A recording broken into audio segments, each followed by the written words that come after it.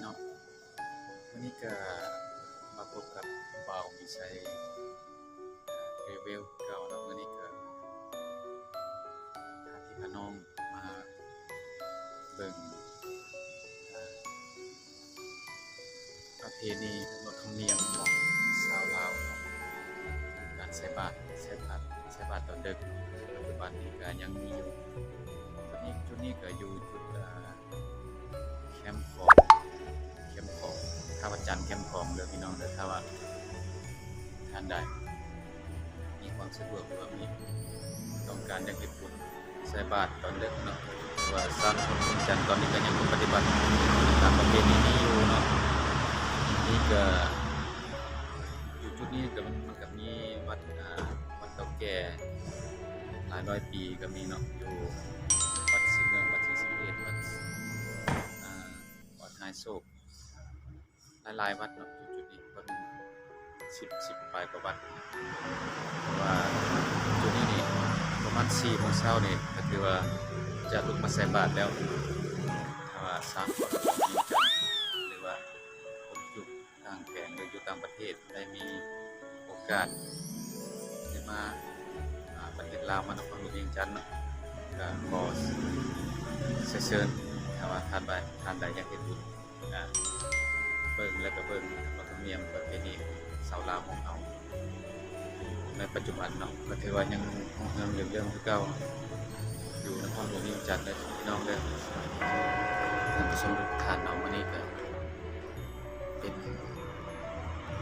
อตอนเช้าวันที่6ของปี2021เนาะนี่ได้มาใส่บาตรตอนดึกตอน4 โมง 5 โมงอยู่แคมป์ของเด้ออันนี้คือวัฒนธรรมของคนลาวชาวนครหลวงเวียงจันทน์เนาะคือตัวนี้ก็คือเฮ็ดประจำเลยทุกๆมื้อจะมีอยู่การใส่บาตร อยู่แคมป์ของถ้าว่าท่านใดมีโอกาสหรือว่าอยากเฮ็ดตักบาตรทำบุญเนาะก็ขอเชิญทุกท่าน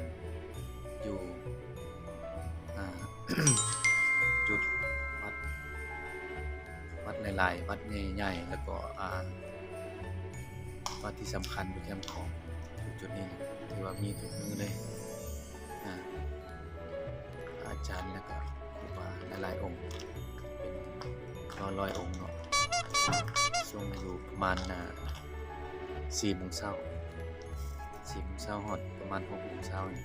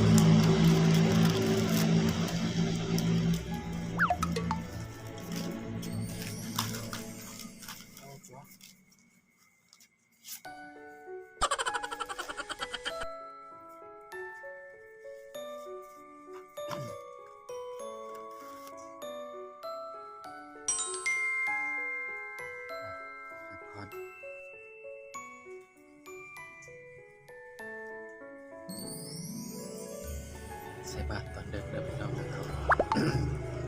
เชิญทานมากัน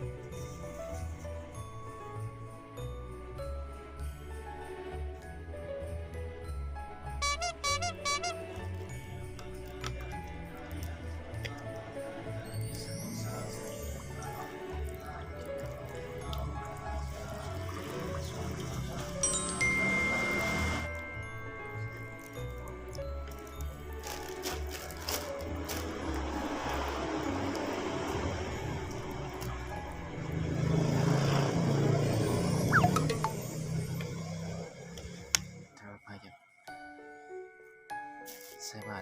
แบบนี้ใส่บาตรตอนเด็กแบบนี้ก็เลยได้บุญหลายเนาะอาจจะมีการตาเกียมเนี่ยตั้งแต่มื้อวานนี้ตาเกียมข้าวปลาอาหารต่างๆที่ว่าอยู่จุดนี้นี่ครูบาหลายๆองค์เดินทางหลายๆองค์ที่ว่าจะมาใส่บาตรตอนเดินจุดนี้นะ เ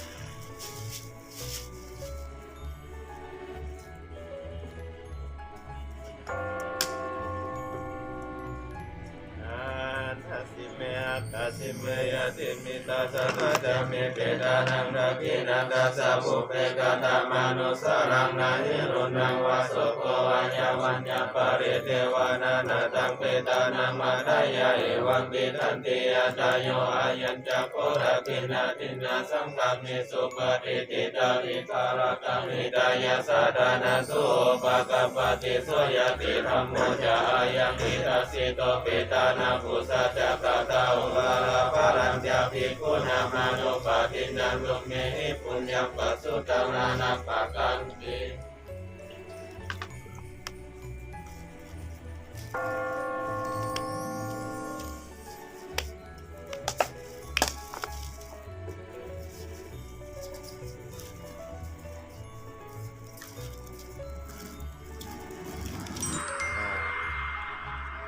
นี่ก็บ่มีใช้ได้มาใส่บาตรอยู่ของเนาะแล้วก็อยากให้ชาวลาวแล้วก็คนต่างประเทศได้ที่ได้ผ่านมาเยี่ยมมาชมประเทศลาวของเราเนาะคือว่าขนบธรรมเนียมของที่นี่ของลาวของเรานี่ก็คือว่ายังเดิมเก่าปฏิบัติตามประเพณีเก่าแก่โบราณของเราเก่าเนาะคือข้าพเจ้าตอนนี้ก็คืออยู่ต่อหน้าวัดองค์ตื้อเนาะมาใส่บาตรตอนนี้ก็คือว่าฮอดสำนี้ว่ามีใส่ขอโจไปสำนี้ก่อนเนาะก็ฝาก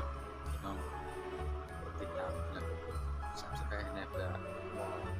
พลาดคลิปต่อๆไป